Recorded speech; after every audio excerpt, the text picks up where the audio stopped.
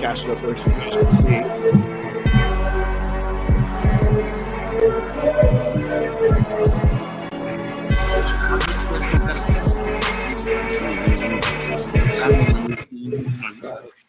Good morning, guys. Good morning. Hello. What's up, man? Not much. Doing? Are you guys ready to do this? Try again? Yes. We're going to try again. I didn't eat an apple today. So the story. So welcome. First off, welcome to the Ready to Oil podcast. And I've got a really, really, really special guest today. All of our guests are special, but this one's really special. And so last week we tried it, and I got up, and I usually eat an orange or an apple or banana first thing in the morning. And I didn't clean the apple. I just went right for it, right? I kind of rinsed it with some water, and it must have had some pesticides or something on it, because like a half an hour after I ate it, I was sick for about 4 hours. Matter of fact, I didn't feel good for probably about almost 30 hours before I really felt right again. So, Kelly, we're sorry that we missed you last week. That was a bummer.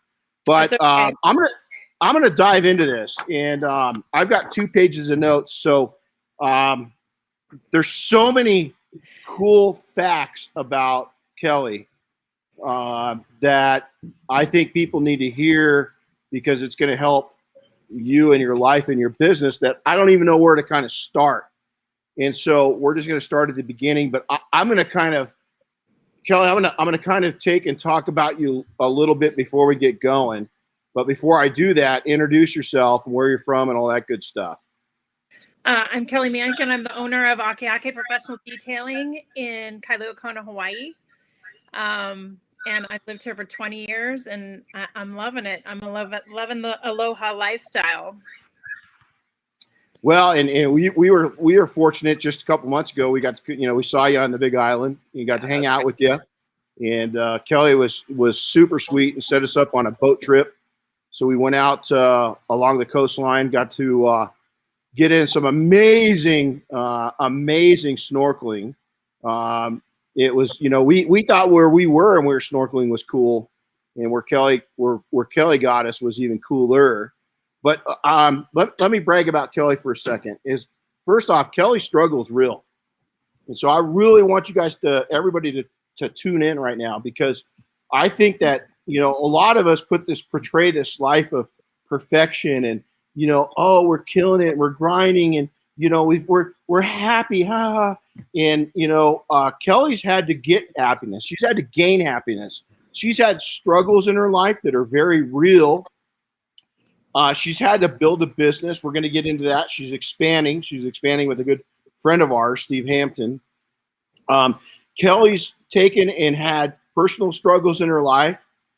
Kelly's had professional struggles in her life, and we all do. But most of us fake our way through it, acting like we don't. Kelly takes and stands up, and this is where I get a little emotional.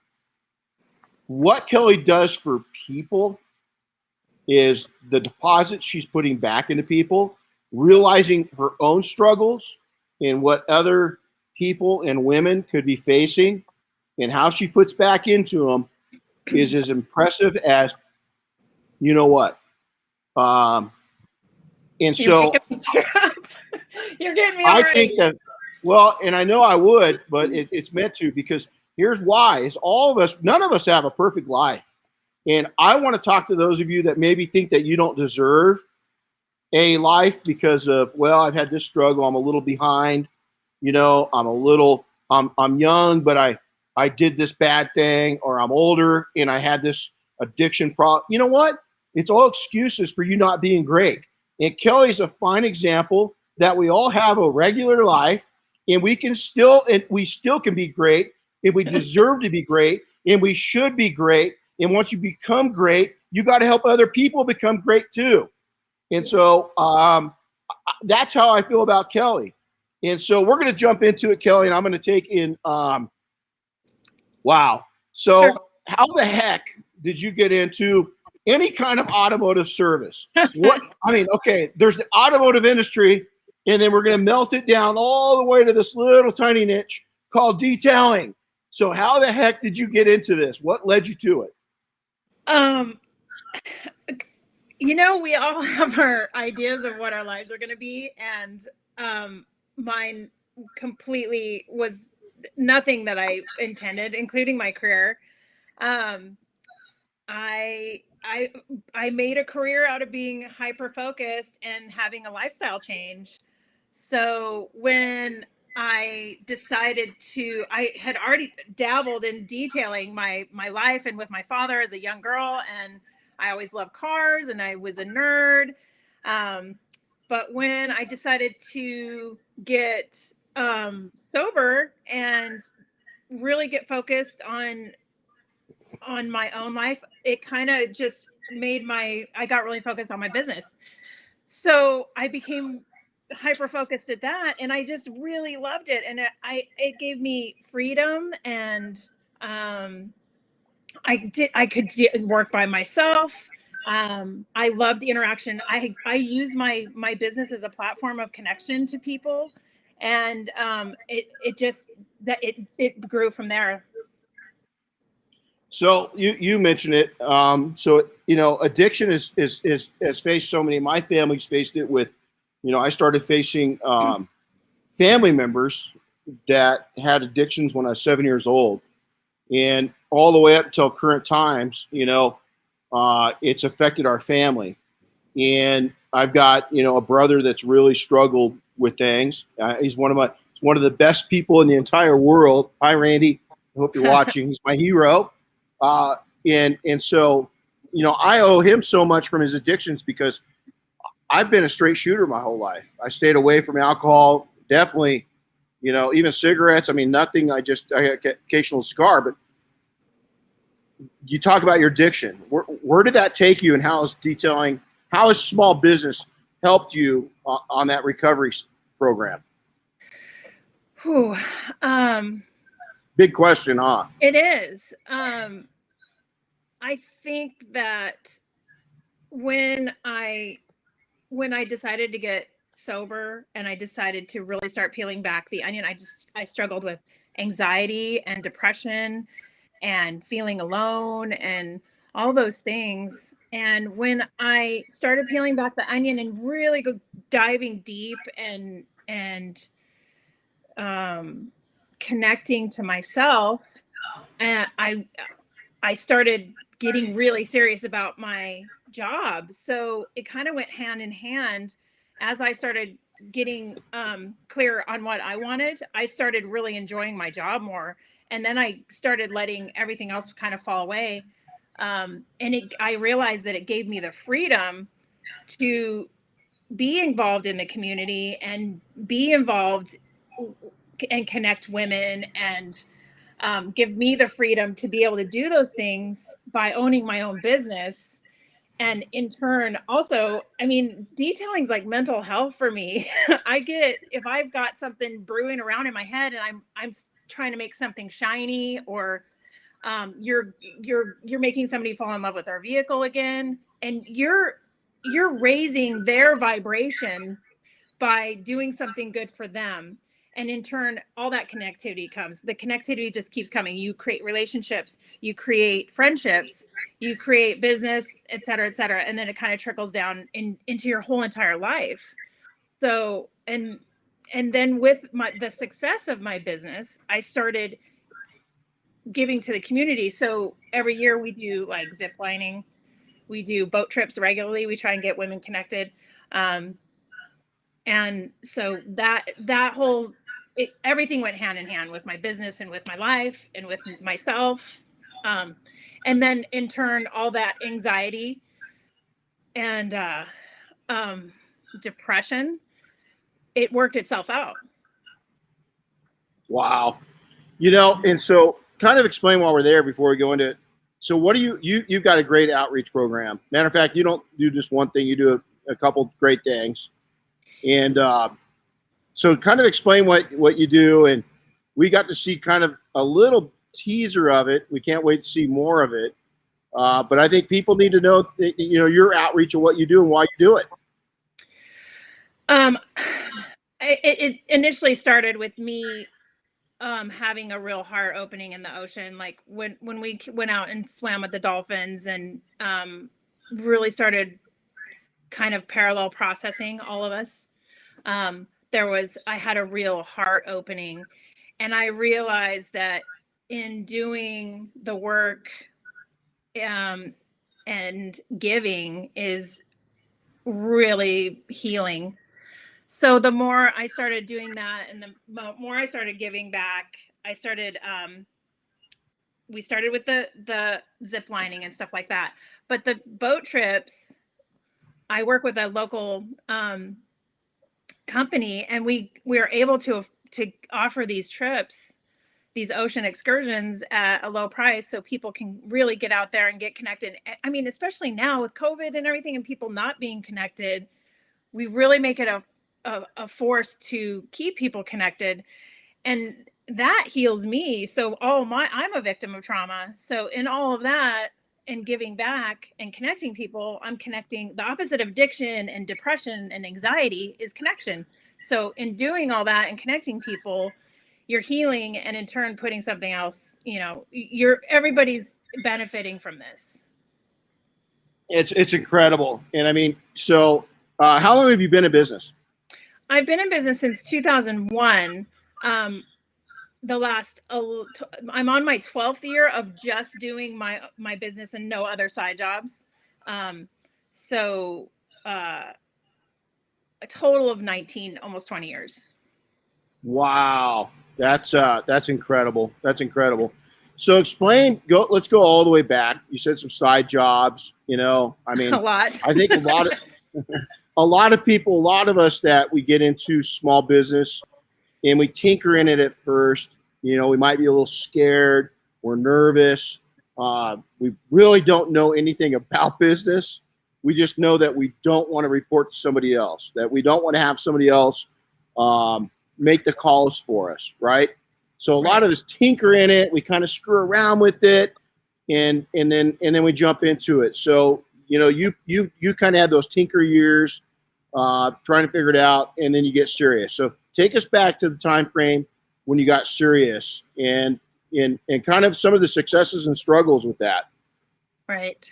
When I first started, we talk about it, you talk about it frequently in training. How do you have a career? Do you have a job? So at first I created a job for myself because it was 2008 when everything was kind of crashed. I was working, side jobs. I started working for somebody else, in fact, and then people started recognizing my work, and then I went mobile. That was like in 2005, 6.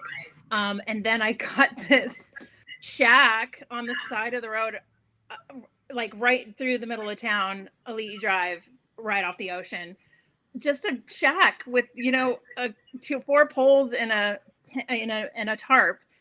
And I started, that was my first, fixed location. But I was still doing it on the side then. But once I started getting clear and sober, I moved my shop to the Kona Brewing Company, and I moved into my first shop. So the struggle between that location and then moving into a professional shop, like it was just like I created a job for myself. When I started moving into like doing larger jobs, I was doing dealership work. That's kind of when I started considering taking it to the next level. And but I made so many mistakes. I just didn't know what I was doing at all. I had no idea. I mean, the struggle was real. I really struggled with money. I didn't know how to set myself up properly. I was terrible at business. I didn't know how to ask for help. And I think the key in all of that transition, if I would have known now or then what I know now, I would have definitely asked for help more. And the stuff that I'm not good at, or I don't like, the things that I love and I'm connected with, I do well at. And that's what I know now, that staying in that vein is what creates success. But then I was trying to do everything myself, and I was wearing all these hats, and I wasn't profitable. I wasn't doing things right. And it was just a job. So once I started really asking for help and like getting a good accountant, getting above the board, I started all that, like paying people under the table and not paying my taxes. If in retrospect, I wish I would have known more than to build a better foundation from the start and work up. Well, I'll tell you, and I think, a lot of us, I think, when I got started, I didn't even know what taxes were, right. I mean, I was so young, and a lot of us didn't. And then, we think that we're going to dodge, hey, we're going to kind of stay on the down low. And what you don't know is you're not, it's going to all catch up to you at some point. It always catches up. And here's the point too, is that the younger you are, the quicker that you can start making investments, the quicker that you can start buying things that are real instead of consumer-based, items, the better off you are. Even if you're part-time and you're just getting this thing going, treat it legitimately. I hear that so many times, and you and I have talked about that nonstop. So let's talk about some fun stuff. All right. So we're over on the Big Island, just a couple months ago, and we get to see you, and it was so awesome to see you in your environment, and to see your life and to see your shop, and just to see the love that you've got for the islands, but here's here's this little girl. Hey, first off, you went on a personal campaign recently, and there's quite a bit less of Kelly than there used to be.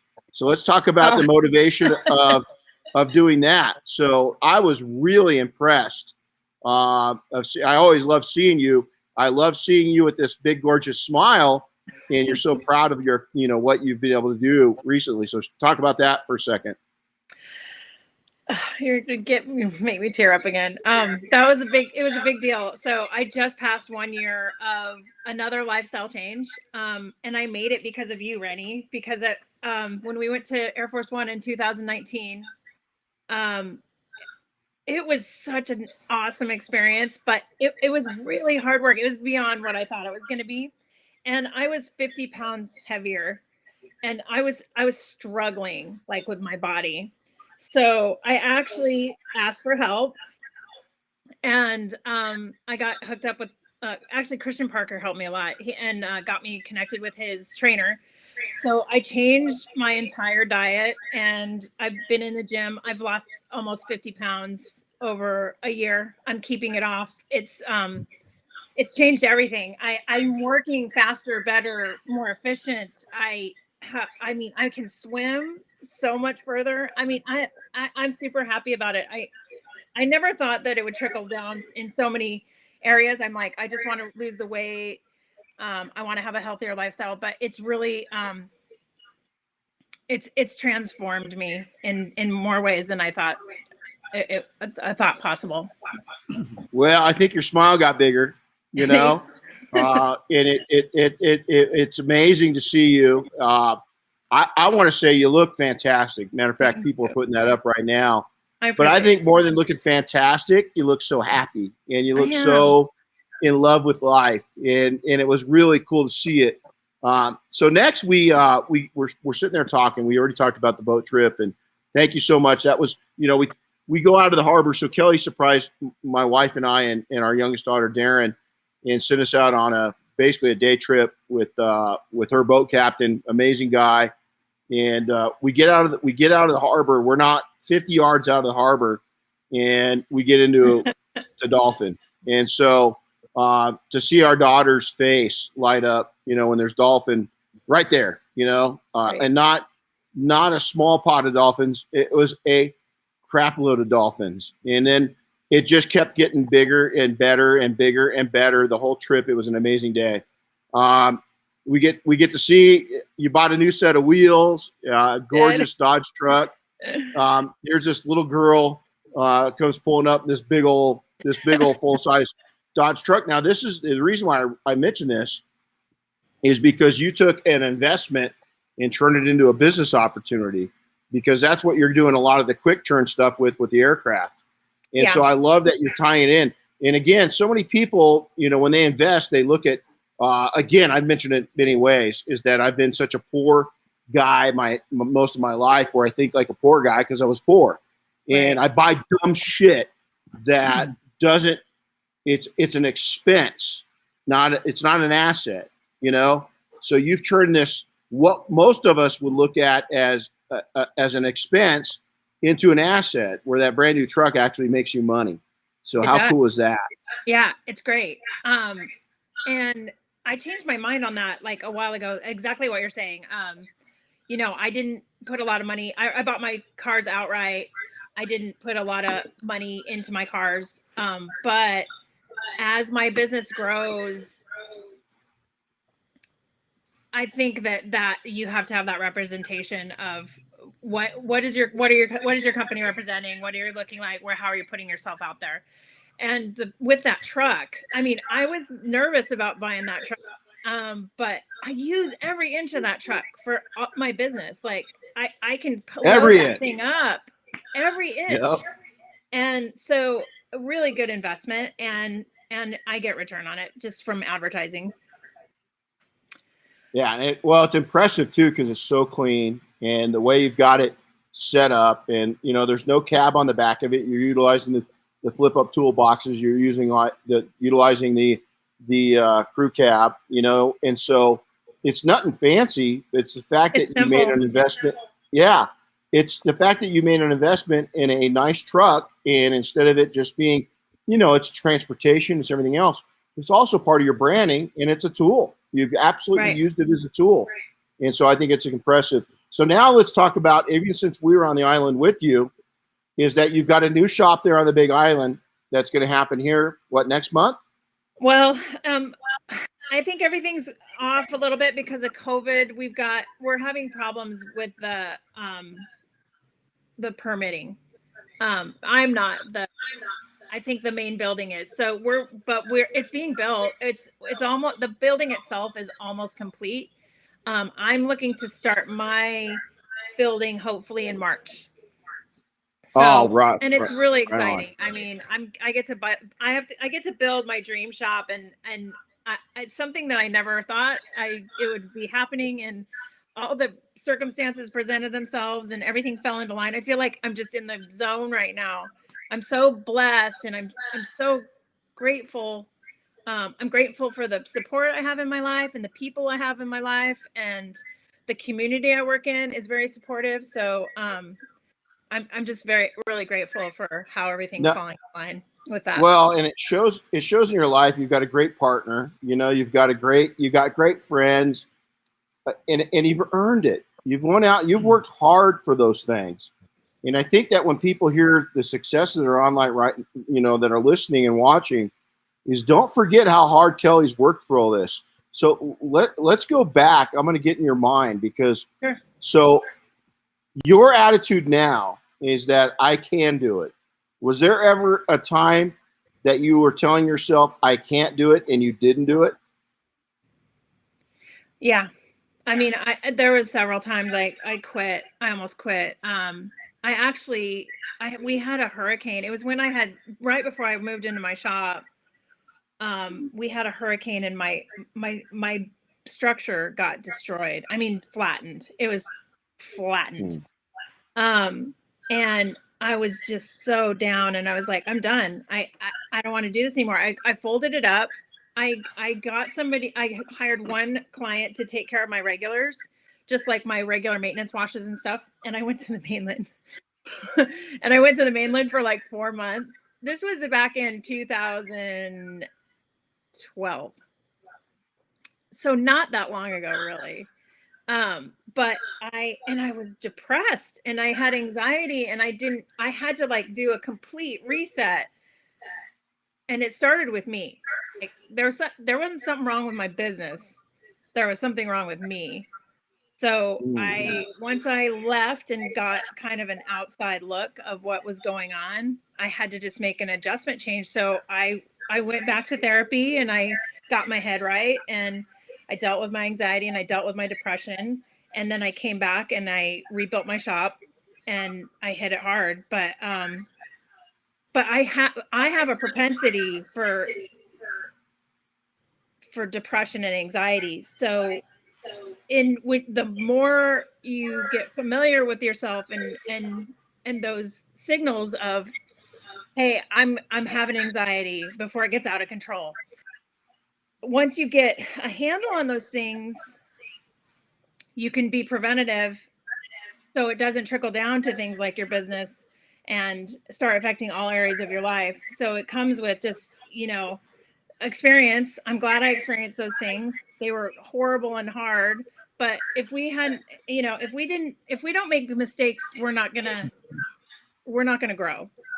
So some of the hardest failures have become my greatest successes. Well, and I'll tell you, there's going to be people that are listening right now that let's own this. Is that I've been doing search and rescue for 30 plus years. I've been in business. It's almost hard to believe, for almost 40 years. Military. I've seen shit that I was just talking to one of my buddies, and there's one incident in my life that I saw that on a scale of 10, I don't know what a 10 is yet, but I'm pretty sure this one was. Anybody that thinks of what Kelly's talking about, if you are struggling right now, business stresses you out if you let it. Usually nothing's wrong with your business, it's wrong with you. Kelly, you just nailed that. The other thing is that life can stress you out. We're here right now. We've got training students in house. We've got parents here. We got people without kids. Raising kids can stress you out. Being in a relationship can stress you out. COVID's stressing us out. Is all these things that we see and deal with. Don't be ashamed of going and talking with somebody, because it's not a sign of weakness. It's a sign of strength. And I'll tell you is that I'm not sharing that I've had some low spots, and the highest spots were coming out of those low spots and learning from it. And here's why, is because how we can help other people that are either younger than us or maybe even older than us and just haven't come to the light yet of going and getting help's okay. And so, there's a real dark spot when people say they've had to go to therapy or they've been, I don't care who you are. I've never met a person that hasn't faced some pretty serious challenges mentally. Admitting it is the strongest and hardest part. Going and taking and speaking to somebody, I'm telling you, it's a relief valve that you can't imagine. So if you're listening to this and you've been reluctant because you see it as a weakness, stop that. It's not. Nobody needs to know you went and talked to somebody. And B is, it's not a sign of weakness, it's a sign of strength. And I don't care who you are. There's some very strong macho people I know that go and get a little help every once in a while. And so I think that's brilliant. And Kelly does so much with the women. So now listen, you've joined forces with a good friend of ours, Steve Hampton. Steve does a lot of aircraft. Steve and I talked this last week. We had a meeting, and we go all the way back to 2009 is when I trained him in aircraft. Wow. 2009. It's hard to believe that Steve and I have known each other that long. So you jumped into the aircraft side of things. So let's talk about that for a second. Well, I'm a little embarrassed because I did it wrong when I started, and it was before I went to training. And I'm going to really say this for the people that are considering it. You have to do it right from the get-go. You have to have the right insurance. I put myself at risk. I could have lost everything. I could have really done myself some harm in my business. I was very, very lucky.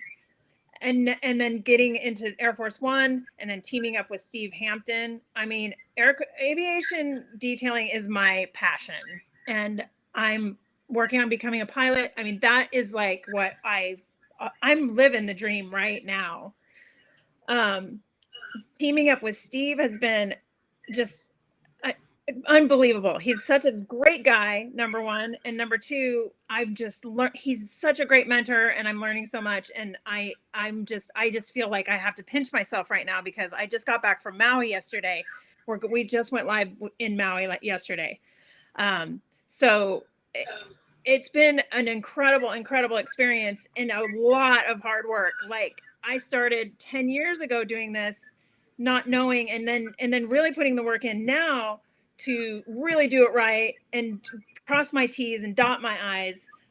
It's taken over a year to get to this place. So for it to shift just yesterday, I feel a little bit like I'm on top of the world today because I'm just so, I mean, I feel like everything's coming to fruition that I've been working like 2-3 years on. So I'm so eternally grateful and blessed to be able to do what I love, and for that to break open at this point in my life. I'm just blessed. Yeah, we're real proud of you, and Thank you. I think some good wise words is that, you know, we're getting out. There's some people doing a great job of promoting aircraft detailing. You know, that are newer to the detail, newer than I am. They're not new to detailing. Shiny Jets, you know, is doing a great job of putting it out there in a very reasonable and responsible way. You know, we kind of went incognito with aircraft detailing because of the dangers involved in it. And, you know, the feds have jumped into it. There's a federal mandate that says that once the aircraft is detailed, it's got to be taken out of service and then put back in by an A&P. We're starting to see them push that a little bit because they've had a lot of problems with auto detailers jumping in, working on aircraft that have no business working on aircraft. So while we're there, we're going to be hosting a live event, a podcast. We're going to bring Steve in. We're going to bring Kelly in, some other people that work on aircraft, and I'm going to give a lecture on aircraft detailing. With that, one of the best things that you could do if you're listening to this, want to get into aircraft, A, your normal insurance isn't going to cover you. B, even if your agent says it, it's probably still not going to cover you. Because if you don't have specific aviation underwriting, you're not covered. And so, you know, if you're going through Allstate or something like that, State Farm, I can almost guarantee you that your agent is making a big mistake. And you think you're covered and you're not. And so you got to be really careful. B, it's expensive as all get out. It really is. Our payment on our insurance, on our aviation insurance, is our house payment. That tells you how expensive it is. So if you're going to jump into it, you need to be aware. Now, the other thing is, on the side, positive note, go to ground school and go become a private pilot and learn what the heck you can do with and around aircraft. Yeah. I mean, it's fun. It's a business write-off if you structure it right. Yep. And you're going to learn a lot. You're going to be a lot safer. And look at that smile. I mean, you get that aircraft. And you don't have to fly a ton. You could be a student pilot and take forever. That's what I've done is take forever to become a pilot when you grow up, you know? And so don't be afraid of that. So next question, this is a big one, is, you know, our industry is filled with a lot of testosterone, a tremendous amount of testosterone. So how's it been? How, as a female in our industry, are you seeing, we've got Robin here, another female, and I've related her to you and to, we've got powerful women in this industry. We really do. And we've got powerful women in our group. So you've been in it long enough to see transitions. From a woman's perspective, give it to me. Well, it's different now. I'm going to just preface with that. It was really difficult when I first started. Like, there was a lot of like, you're a girl, you don't know what you're talking about, or how could you possibly know more about paint than I do? And yeah, I mean, it was a struggle, and maybe even more so because I don't know, the island was hard in my early years. Like, I would say, early 2000s. I think it started shifting probably 2009, 2010. I still get a little flack once in a while, but for the most part, the industry has shifted because there are so many women now. I think before it was more of a proving, like I had to prove myself more, but now that I just think it's changed to the point of, if you're a good detailer, you're a good detailer. It doesn't matter if you're a man or a woman. And I feel that, especially within our group, I don't want to be a badass female detailer. I want to just be a badass detailer. Amen. You want to be an entrepreneur. I do. There's a big difference. I tell people that this is the industry. I've never seen an industry that a lot of the males get up every day and take a Viagra, an ego Viagra. They do some serious Johnson measuring.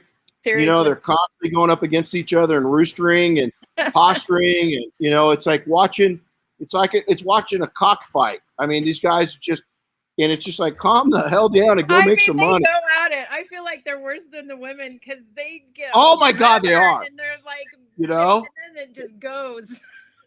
And so you guys need to learn a lesson from the females.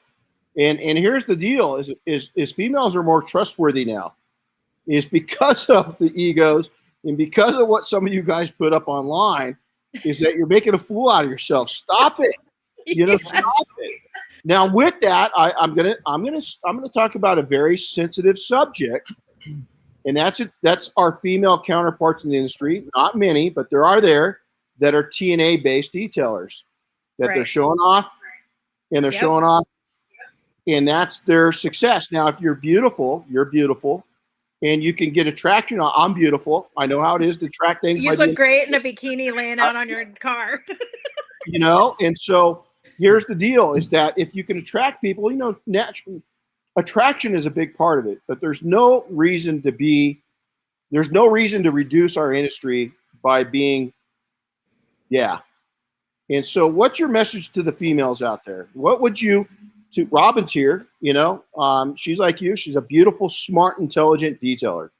What would your message be to the other to your counterparts in the industry, the female counterparts in the industry? I'd say just be confident and strong and empowered. I think being empowered is the key. I think looking to our strengths and as women and getting away from all those, exterior attractions, do what lights you up, because if you're doing what lights you up and that empowers you, and then you're putting light into the world and you're getting light back. So I say just be confident, be empowered, and just be yourself. You don't need anything but yourself. Good words. And let me tell you, the opposite's true too. If you're a young female or male and you're attractive, man, flaunt that. Just don't, there's no reason to be, all defining. You don't need to be all defined by what that is. Like, be known for what's inside and what you do and how you are as a person. And not that all that doesn't help with image. I'm saying it does. Yes, of course it does. But don't let it define you. You don't have to be defined by that. No. I think there's some attractive female detailers that are killing it, and they're classy as hell, and they're attractive as hell. And there's some males that are the same way. They're young, they're buff. Yep. Justin Lobato, look at him. He's all tattooed up, and he's beautiful. He's in great shape, and he's nice to look at. I mean, we got Jeremy in Hawaii, firefighter, Hawaiian. He's all sexified, and there's no reason of being who you are, right? Yeah. But on the same token, is there's a point of no return to where you take it too far. And I love the fact that we're seeing females that are young and aggressive, and they're entrepreneurs, and they're sexy, and they're cute, they're beautiful, and they're using 360 degrees of what they got. Right. But they're keeping it really classy. Really, hey, there's females in this industry that use just a perfect balance. And when I'm on Instagram and I'm going through, and if they post something, I make sure to stop by. Of course, yes. Because I like watching what they're doing. And I'm not gay or nothing, and it'd be okay if I was. But if Jeremy, I think you are yeah, a little bit. But hey, if Jeremy or Justin are popping stuff, there's other young guys in the industry that, let's face it, they're attractive and they look good doing what they're doing. More power to them. You know what I'm saying? But then you got people like me that are older now, and I'm just who I am, dude. I don't care. You know what I'm saying? I am who I am, and I'm proud of it. So don't worry about that. If you're not, if you're not that way, you don't need to be that way. If you're not, a centerfold, male or female, you don't need to be a centerfold. Look at some of the most popular reality programs right now. And I don't watch TV. I really don't watch. You know what we're hooked to? The program Survivor. We love. I actually Diane, I love Survivor. Yeah, but you look at some of the personalities that are out there right now, and they're not all glamour. A lot of them are just real. You know what I'm saying? They're real. An instance, a guy that's perfectly imperfect is Dog the Bounty Hunter. Yes. Not a pass. Really? He's older. He's attractive. He's kept good. He's kept good care of himself. I mean, he's lived a real life. He lost his wife. Terrible. And he did. He served time for making a mistake. I think that's a guy that isn't the perfect supermodel, and he's not super young, but he's killed it. You know what I'm saying? Love him or hate him, he's killed it. Image. He's got an image. It's an image. He does. He's got a brand. He does. Yep. I often wonder how I'd look if I put those hair extensions in. Is that I think I need to. I mean, I've seen you with those. Yeah, I think I need to do some Dog the Bounty Hunter sunglasses and yeah, there you go. So hey, let's talk just for a second, and we're going to get going on to the last couple subjects. Is that your outreach? Okay, you do this. It's kind of explain a little. We talked about it a little bit, but how important is it? So many people look at what we can pull out of our communities, and they pull, and they don't put any deposits back in. Hey, it's great to pull out. You're an entrepreneur. You want to take money. Not only do I want to get into the right pocket, I want to try to get into their left pocket, and then I want to try to get in their back pocket too, if I can. But you're really big on giving back to your local community. So let's talk about that for a second. I'm pretty dedicated to women. I mean, being that we don't have a lot of monetary or support to do these programs. I try and get at least once or twice a year a larger event where women can come and they don't have to pay for it. Like we do the zip lining. We've done a couple other things like the boat trips. We've done mini retreats, etc. And then just in general, like I will like give details to like moms or single moms or women that just need a little boost and help it, like a cleanup in their car and whatnot. So I feel it's important to give back to your community because there's so much triggering that happens. And I'm more like into shining light into the community and bringing people together. It's really hard, especially here. We had so much closed down. People are losing their businesses.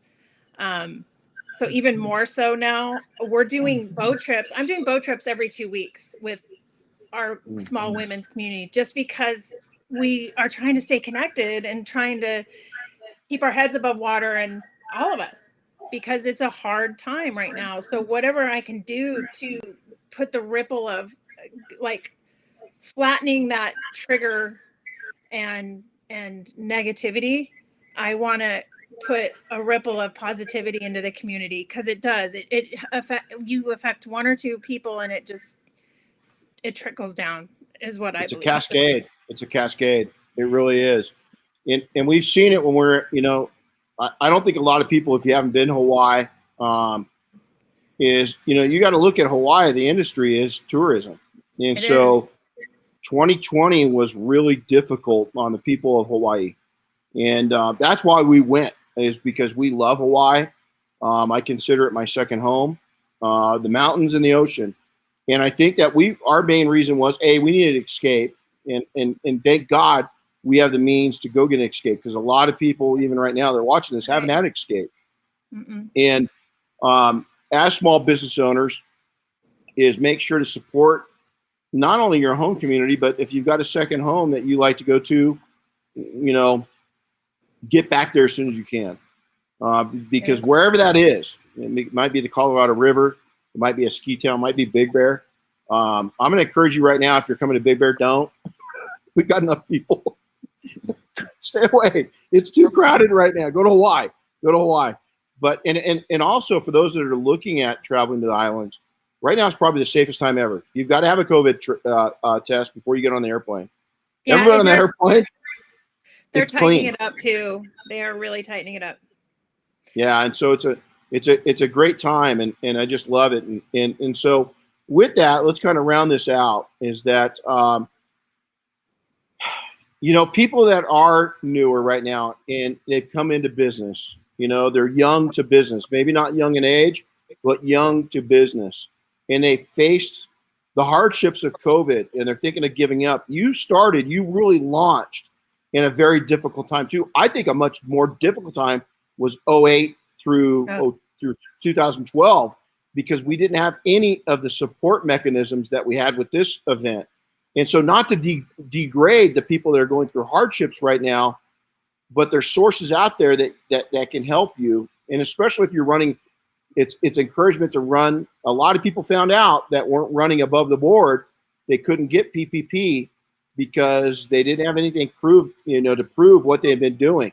But a word of encouragement. So you faced it 2009 and then 2012. What would be to those people that are really struggling right now? What would you tell them? Stick to it. Like you just have to make a decision. Once you make a decision, and you just kind of have to set your sights on something and go for it. You can't ever, you have setbacks, but you can't ever look back. You have to just keep trudging forward, even if it's hard. Even if I had to get another job for a while back then just to get through, but it wasn't even that long. I just did what I did to get through, put more money into my business so I could really build it.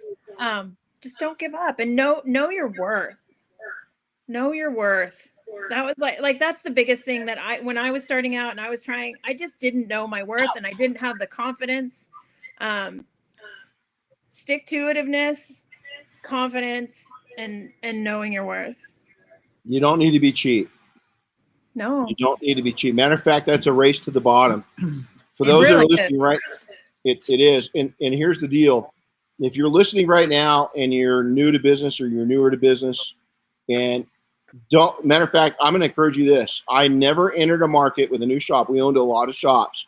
We sold our shops. We're very successful at starting shops, running shops, and then selling them.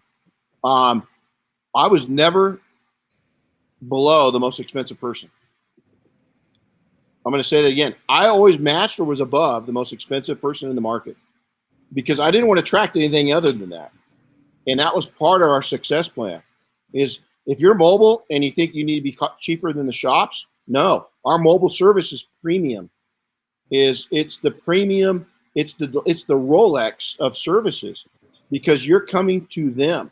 Matter of fact, your expenses with travel time can be more mobile, depending on where you're at. If you're in the Southern California market, or you're in Dallas, Texas, or Houston, or San Francisco, where the traffic's really bad, and it can take you an hour to go 17 miles, your expenses could be more than a fixed operation. True. And so don't think that you need to be cheap. Think that you need to be premium. And so I love that, Kelly. So Kelly, how do people reach out to you? How do they find you on Instagram, on Facebook? Both those, I'm on Instagram, Facebook. I'm on Okay.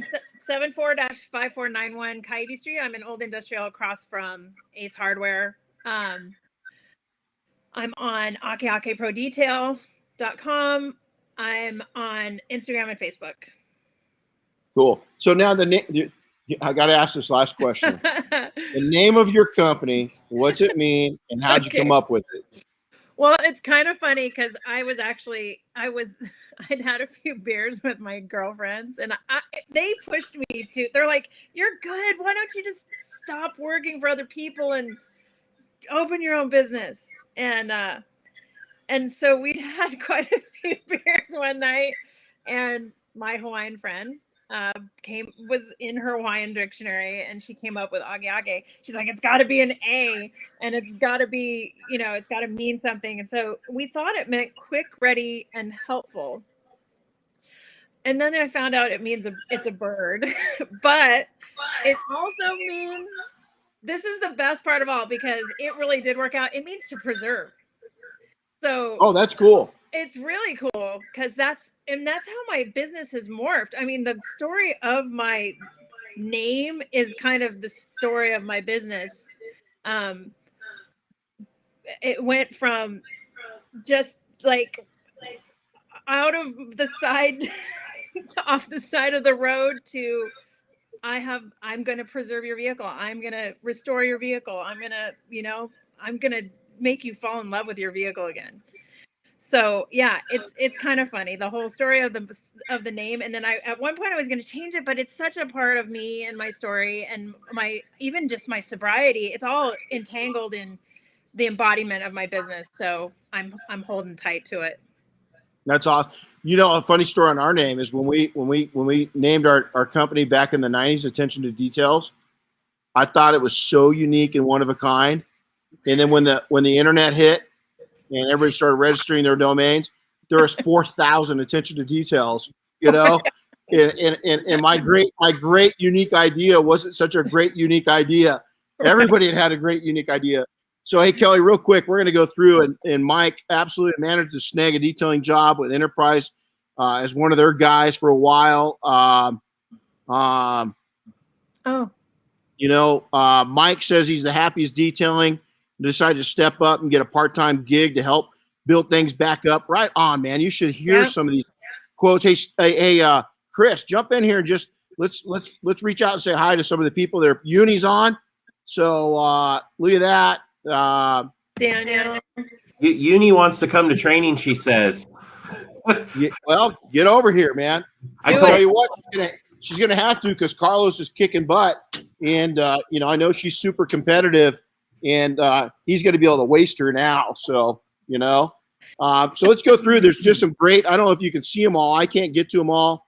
Oh, yeah, I can. I just saw this. Just a lot of good comments. People are texting me. You've got some fans. I'm trying to find one of them. Let me see here. It's great. Oh, do you know Barbara? She's my accountant. Oh, yeah? There you go. Oh, I love it. I love it. Well, she says you love to fly. Travis Rook loves your passion for aviation. So you had some other guys. You got Humberto in Puerto Rico dealt with hurricane stuff just like you had to. Oh, yeah, I saw that. Yeah, so hey, everybody! I'll tell you right now is go check out Kelly. Kelly, thanks for being an inspiration. Now, some good news is that I wanted to kind of say this till you're on is, we're in the midst of building up a new nonprofit that's all about making people great. It's all about that, and we're going to take we're really reaching out to the EMS community, really everybody, kids. EMS, we're going to do everything kind of with on the EMS side. Jeremy's going to be very involved, and we want an opportunity to bring people that do so much for us and just give them a therapeutic escape where they can talk to other people like myself and Jeremy that know what they're dealing with and what they've seen. But we're also going to do an outreach to where we support dads and daughters, dads and sons, women. But we want to take and be a big contributor and help you guys out, that nonprofit, help your nonprofit out in making sure that you continue to serve the women of the islands and that you can take and continue to help people. So it might be a little part, but it might be a little part of something, but we definitely want to jump in because we love your passion that you've got for it. So thank you. So reach out to her. I mean, Kelly, it's been an honor. And I always love being around you and your energy. And thanks for coming on this morning. So we're going to get back to work because we got some students here that need to go work their booties off. That's right. And Kelly, thanks so much. And thanks, Chris, we'll see you tomorrow. And aloha. And everybody, thanks for tuning in. And if you enjoyed this, make sure to share it, as we really appreciate it. Is that we want to make an impact on people, and we want to thank PNS for underwriting all these events. As if it wasn't for them, Bob and Dave, thank you so much for allowing this to happen and making sure it goes on and on and on and on, and to our other sponsors also. So thanks, everybody. Have a wonderful day. Aloha, Kelly. We'll talk to you soon. Aloha. Thank you. Everybody. Bye. Bye, guys.